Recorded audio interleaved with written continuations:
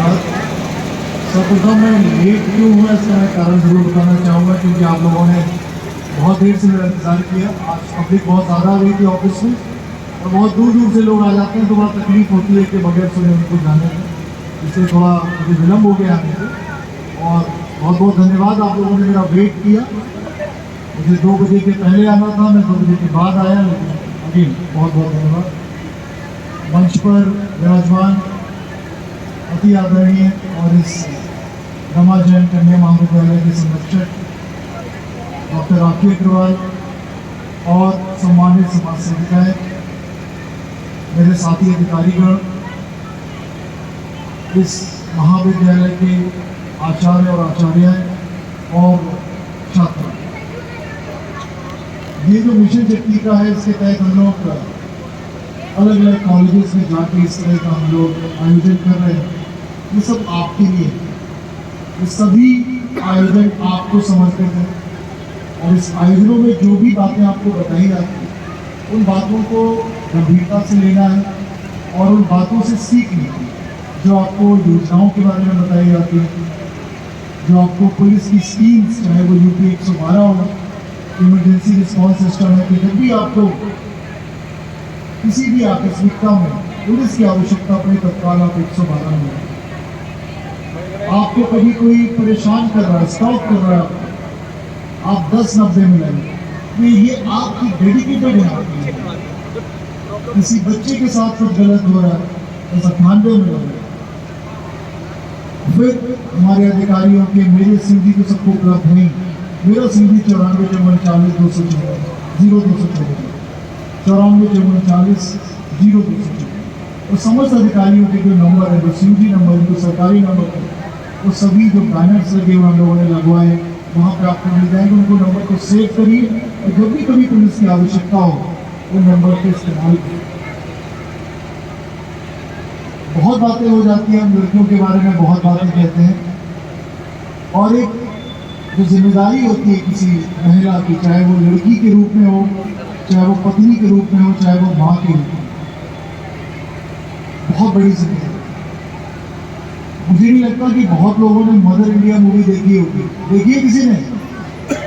बच्चियों ने नहीं देखी आपने? खुशबू, ये मूवी बहुत अच्छी मूवी, मतलब जो उसमें सबसे अनुकरणीय बात यह है कि एक व्यक्ति, एक लड़का एक लड़की को उठाने का प्रयास कर रहा है, उठा चुका हो, और वो माँ अपने लड़के से बहुत प्यार करती है और रोकती है अपने लड़के को कि ऐसा मत करो नहीं तो मैं गोली मारूंगा। वो लड़का नहीं रुकता और उसकी माँ उसको गोली मार देती, लड़के की मौत हो जाती। और ये मूवी आज से लगभग 60-70 साल पहले आई, बहुत पुरानी मूवी। और हम लोग को लगता है मूवी देखते हैं कि शायद ऐसी माँ होना बंद हो गया, अब शायद ऐसी माँ नहीं होती, अब शायद ऐसे नहीं होती, महिलाएं नहीं होती। 1 साल पुरानी बात मैं बता रहा हूँ जो मैंने अपनी आंखों से देखी। एक लड़की ने अपराध किया, मैं बागपत की बात बता रहा हूँ। बागपत के गांव के कुछ लड़कों ने अपराध किया रात को, और बहुत ही सनसनीखेज अपराध था और उस अपराध से सांप्रदायिक सौहार्द बिगड़ने की पूरी संभावना। जब पुलिस उस गांव में गई तो एक बूढ़ी माँ, करीब 70-75 साल की माँ होगी, वो दादी माँ था उनको, तो उनसे पूछा कि कोई उपद्रव करने गए थे क्या लड़के? तो वो दादी माँ बोली, ये तो मेरा पोता है, ये रात को झगड़ा करके आया, इसको उठा ले। एक दादी माँ ने अपने पोते को, सगे पोते को, और ये बता के पुलिस से अरेस्ट करवाया कि ये अपराध करके आया। तो ऐसी अभी भी माँ और दादी माँ मौजूद है और मैं चाहूँगा कि जो भी दादी माँ, तो जो भी है वो ज़रूर देखें इस चीज़ को कि भाई जो लड़के ये बदमाशी करते हैं, जो ये लोग आदमी लोग बदमाशी करते हैं, ये कहीं विदेश में, कहीं ये आपके अपने घरों में रहते हैं, आपके पड़ोस में रहते हैं। उनकी बातों को हमें नज़रअंदाज नहीं करना। उन पर कोई अपराध करके आए तो उनको हमें बचाना नहीं है कि ये चलो मेरा भाई है, कोई बात नहीं, ये मेरा पति है, कोई बात नहीं, ये मेरा लड़का है, कोई बात नहीं, ये मेरा भतीजा है, कोई बात नहीं। ये नहीं होता। अगर वो लड़का अपराध करके आया है किसी लड़की के साथ या कोई अन्य अपराध करके आया है, तो वो लड़की भी किसी की बेटी है, किसी की बहन है, किसी की पत्नी है। किसी की भतीजी है, किसी की भांजी है। तो हमेशा हमें ध्यान में रखें हम लोग, और अगर इस बात पे हम सुधार ले आए, इस बात में थोड़ा सख्ती कर दे, तो ये सारा अपराध अपने आप खत्म हो जाए। एक उदाहरण मैं हमेशा हर बार हर जगह देता हूँ। अफ्रीका में एक कंट्री, बहुत छोटा सा देश है, लाइबेरिया। इस देश का मतलब है फ्रीडम। लाइबेरिया मतलब, लाइबेरिया लिबर्टी से आता है, लिबर्टी का मतलब फ्रीडम होता है, आज़ादी, स्वतंत्रता। उस देश में कई साल पहले गृह युद्ध हुआ, सिविल वॉर, और इस सिविल वॉर में हजारों की संख्या में लोगों की मौत हुई। तो वहाँ की महिलाओं ने सोचा, एक डिसीजन लिया कि क्या करना चाहिए। तो वहाँ की महिलाओं ने सोचा, एक काम करते हैं, अपने लड़कों को, अपने पतियों को घर से बाहर निकाल देते हैं, घर में ताला बंद कर देते हैं। उन्होंने घर में प्रवेश करने से मना कर दिया और सभी को बाहर निकाल दिया। और उन महिलाओं ने ये कहा कि जब तक आप ये गृह युद्ध खत्म नहीं करोगे, तब तक गृह में, अपने घर में हम आपको प्रवेश नहीं करेंगे। और वो गृह युद्ध समाप्त हो गया। ऐसा नहीं है कि कुछ संभव में से एक महिला को नोबेल पीस प्राइज मिला, इसको दुनिया का सबसे बड़ा पुरस्कार माना। ये सारी बातें मैं बहुत पुरानी बात नहीं कर रहा हूँ, ये पिछले 10-15 कुछ कर सकते हो। बस आपको दृढ़ इच्छा शक्ति की आवश्यकता है, आपको डिसीजन, आपको निर्णय लेना आना चाहिए कि आपको क्या करना है, और आप में कभी भी हीन भावना नहीं आनी चाहिए, कभी भी किसी भी स्तर का कोई इंफीरियरिटी कॉम्प्लेक्स नहीं है। ये बताइए, दुनिया की सबसे बड़ी सुपर पावर कौन सी? दुनिया की सबसे बड़ी सुपर पावर कंट्रीज में बताओ, देशों में सबसे बड़ी super power US, United states of America. Second number पे कौन है? चाइना। तो ठीक है, तीसरे नंबर पे कौन है? रशिया। अब इन तीनों देशों में ना कोई आज तक कोई राष्ट्रपति या प्रधानमंत्री, कोई महिला नहीं हुई। ना रशिया में आज तक कोई महिला राष्ट्रपति या प्रधानमंत्री हुई, ना अमेरिका में हुई, और ना ही चाइना में हुई। इंडिया में हुई कि नहीं? कौन? पाकिस्तान में हुई कि नहीं? हुई, बेनजीर भुट्टो। बांग्लादेश में हुई कि नहीं? हुई, 2, बेगम खालिदा जिया और शेख हसीना। श्रीलंका में हुई कि नहीं? हुई कि नहीं? श्रीमावो भंडारनायके, जो दुनिया की किसी भी देश की पहली महिला प्रधानमंत्री। और ये हमारे देश बहुत गरीब देश कहा जाता है, इनको कहा जाता है कि बहुत बैकवर्ड देश है। और हमारे इन देशों में वो प्रधानमंत्री 70 और 80 के दशक में हुए। अभी की मैं बात ही नहीं कर रहा। इंदिरा गांधी जी तो 60s में प्राइम मिनिस्टर थे, और उनके पहले श्रीमावो भंडारनायके प्राइम मिनिस्टर बन चुकी थी। बेनजीर भुट्टो 80s में प्रधानमंत्री थी, और सेम ये शेख हसीना, वाहिद और खालिदा जिया। तो इंफीरियरिटी कॉम्प्लेक्स नहीं होना है। जो दुनिया के बड़ी बड़ी सुपर पावर अपने यहाँ हेड ऑफ स्टेट है, किसी महिला को नहीं बना पाए, अपने ये 4 देश, सब कॉन्टिनेंट के 4 देश कर चुके हैं, और कई दशकों पहले कर चुके हैं। ये दर्शाता है कि हमें कभी भी अपने आप को कम नहीं आंकना है। वी आर नॉट लेस, कभी किसी से कम नहीं हम लोग, चाहे कोई भी सामने देश हो, कुछ भी हो।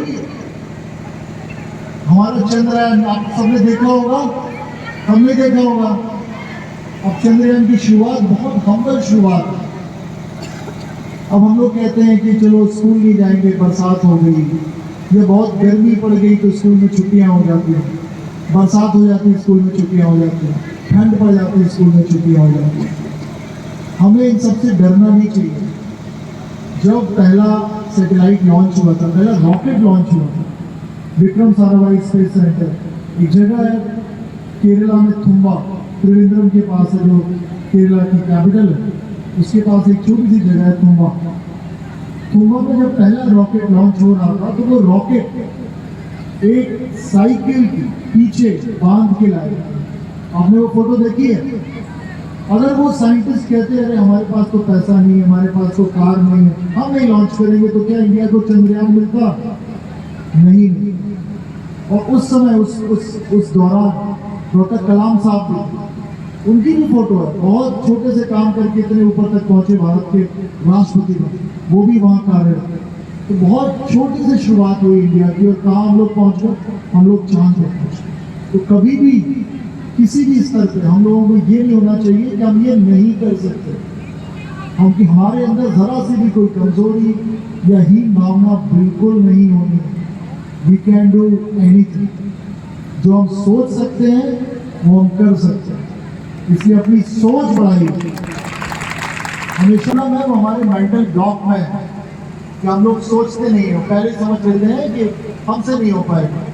अगर भगवान ने आपको एक आइडिया दिया है तो उसको पूरा करने की क्षमता जरूर दी, नहीं तो भगवान को आइडिया नहीं देता। इसको हमेशा आप याद रखें।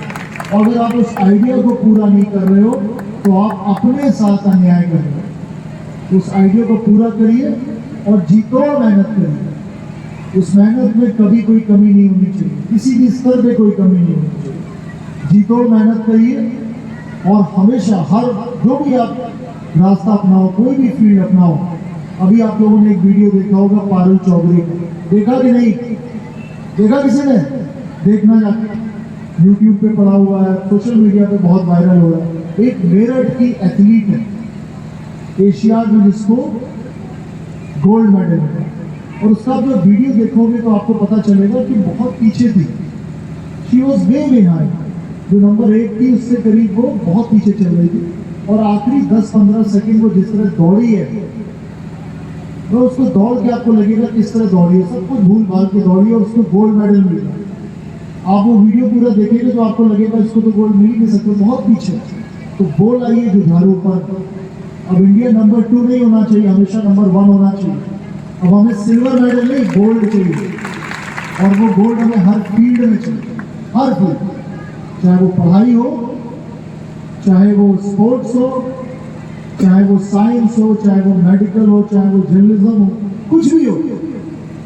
We have to be number 1। ये इतनी बड़ी आबादी नंबर 2 पे नहीं रह सकती, इसी से आ रहा है। हमेशा मतलब लोग कहते हैं कि इम्पॉसिबल है चीज़ें, लेकिन इम्पॉसिबल बहुत छोटे में। मेरे एक दोस्त ने मुझसे कहा था कि आप इसको जब पढ़ोगे ना तो लिखेगा आई एम पॉसिबल। हर एक स्कूल में इम्पॉसिबल, आई एम पॉसिबल, कि मैं पॉसिबल हूँ, भले मेरा स्पेलिंग इम्पॉसिबल हो। आप आराम से हर चीज़ कर सकते हो, और मेहनत में आपको मज़ा आना चाहिए, मेहनत में आपको अच्छा लगना चाहिए, मेहनत में आपको इंजॉयमेंट आना चाहिए। मेहनत से कभी आपको बोर नहीं होना है, मेहनत में आपको आनंद आना चाहिए। और मेहनत में आपको आनंद आएगा तो आपको सफलता, अपने चरम पे पहुंचने पे सफलता अर्जित करने से कोई नहीं रोकता। रही बात मिशन शक्ति, मिशन शक्ति का उद्देश्य ये तो है जो मैं कह रहा हूँ, कॉन्फिडेंस बिल्डिंग। आप लोग बिल्कुल भी जरा सा भी ये नहीं होना चाहिए कि मैं नहीं कर सकता, इसलिए मैं बार बार इस चीज़ को अंडरस्कोर कर रहा हूँ।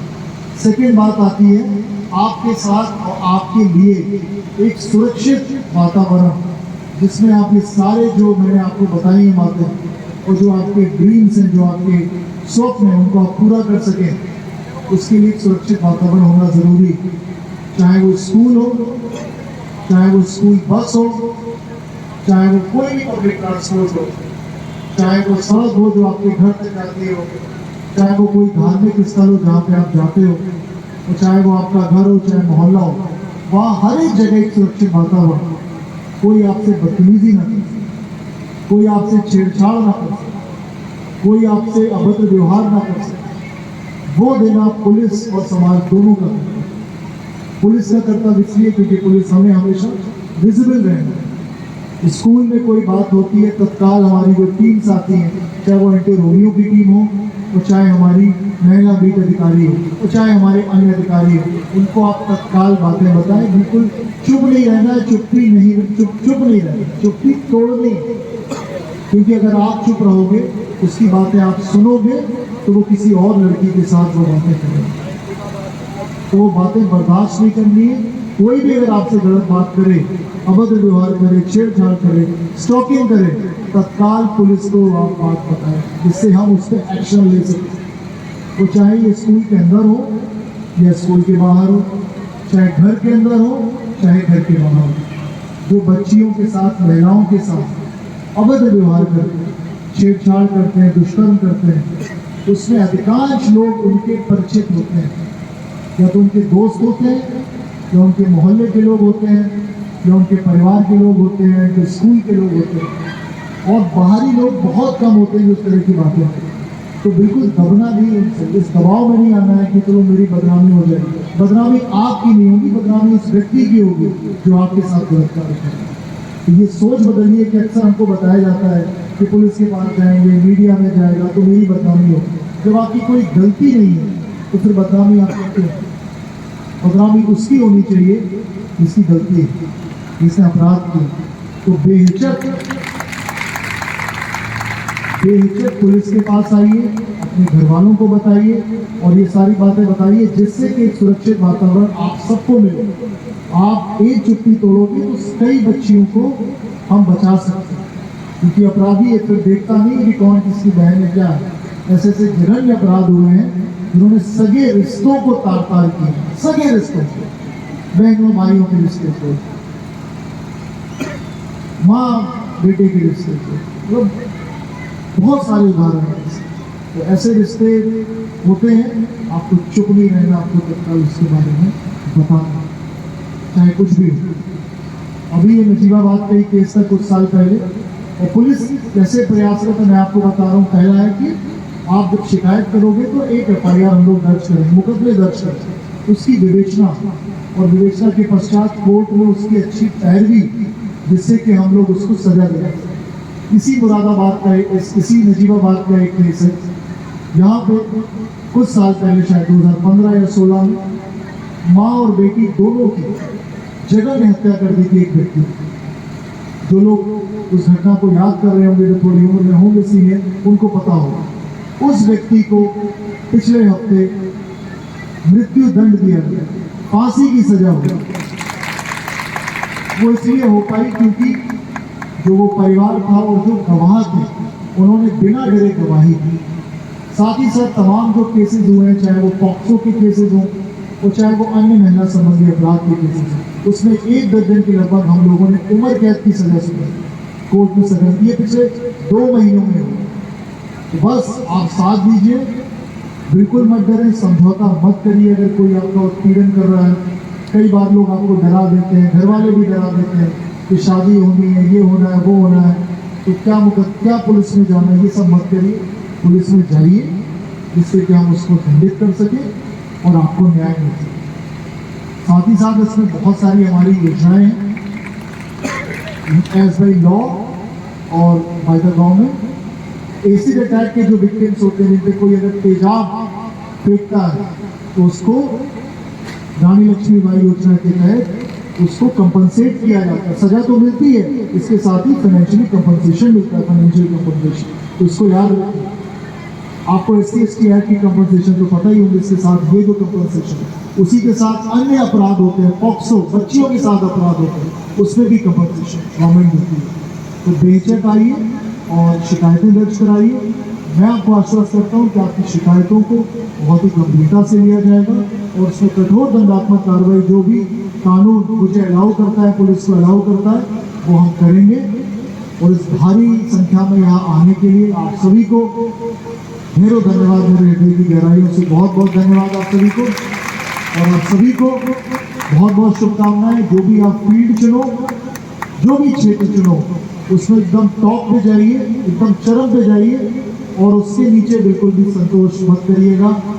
Wish you all the best. जय हिंद।